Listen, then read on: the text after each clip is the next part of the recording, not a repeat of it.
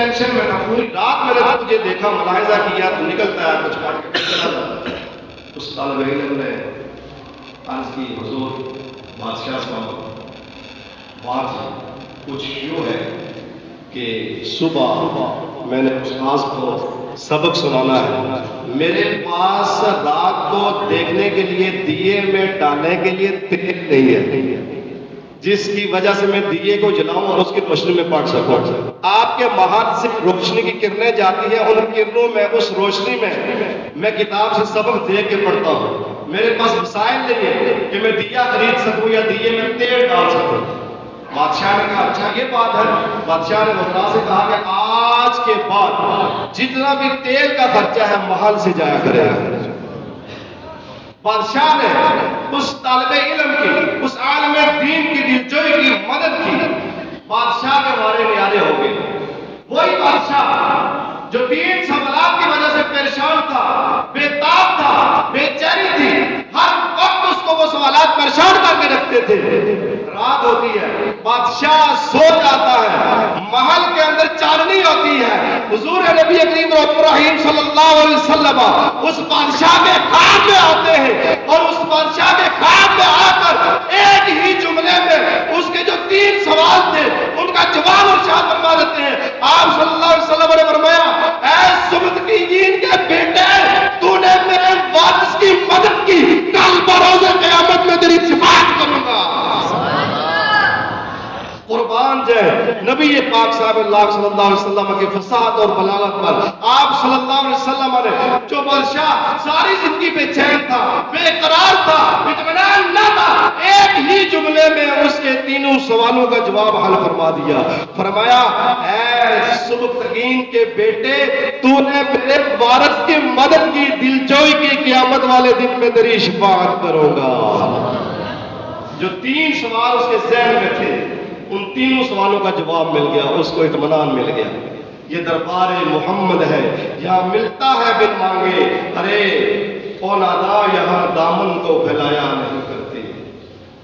دین کے طالب علم کی دلجوئی کرنا، مدد کرنا، عالم دین کا احترام کرنا، ادب کرنا، ان کی مدد کرنا، نبی پاک صاحب اللہ صلی اللہ علیہ وسلم کا فرمان عالی شان ہے کہ جس نے کسی طالب علم کی ایک کاغذ کا ٹکڑا یا ٹوٹا ہوا قلم دے کر مدد کی، گویا اس نے 70 بار کعبہ تعمیر کرنے سے بڑا کام کیا۔ یہ حدیث کے الفاظ ہے کہ جس نے ایک طالب علم کی مدد کی،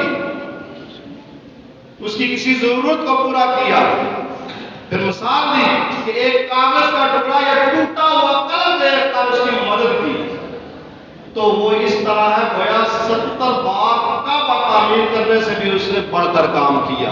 مزید آپ صلی اللہ علیہ وسلم نے فرمایا کہ جس آدمی نے طالب علم پر 1 درہم خرچ کیا تو اس کو احد پہاڑ کے برابر سونا خرچ کرنے کے برابر اجر عطا فرما دیا جاتا ہے۔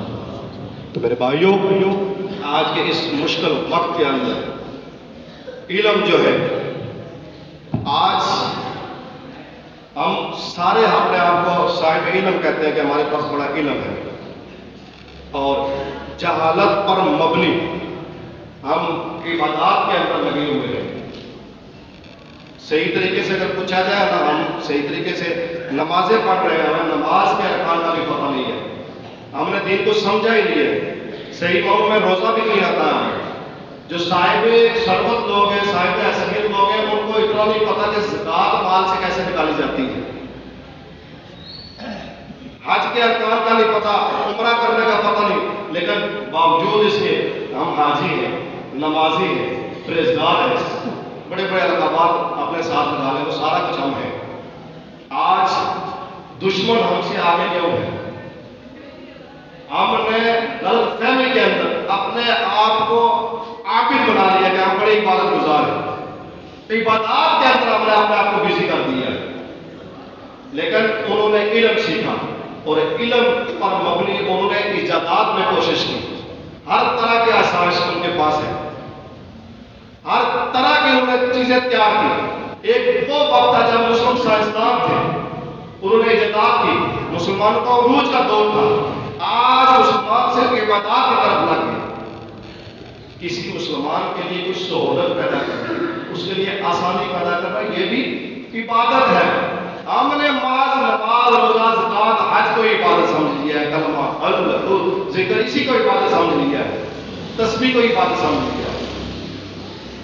کسی مجبور انسان کو اس کی مجبوری کو دور کرنا، کسی کے ساتھ بھلائی کرنا، کسی کی کو کوئی سہولت فراہم کرنا، یہ موبائل سہولت نہیں ہے. آج علماء صاحب نے جو موبائل سے ہم نے رکھا ہوا ہے، اسے ہم سے دیکھ دیکھ کے پڑھ رہے ہیں، علم ڈلیور کر رہے ہیں، کیا یہ سہولت نہیں ہے؟ تو اپنے آپ کو ایجادات کی طرف لگائیں، اپنے آپ کو علم کی طرف لگائیں، علم سیکھیں، ٹیکنیکل چیزیں سیکھیں، بنائیں. آپ صلی اللہ علیہ وسلم نے تیر بنانے والا، تیر چلانے والا، تیر خرید کے دینے والے کو آپ صلی اللہ علیہ وسلم نے فرمایا کہ تیر جلتی ہے. تو یہ بھی ایک ایجاد ہے. تو آج تیر کے مقابلے میں آپ یہ جدید ہتھیار جو ہے ان کی طرف ترقی کریں.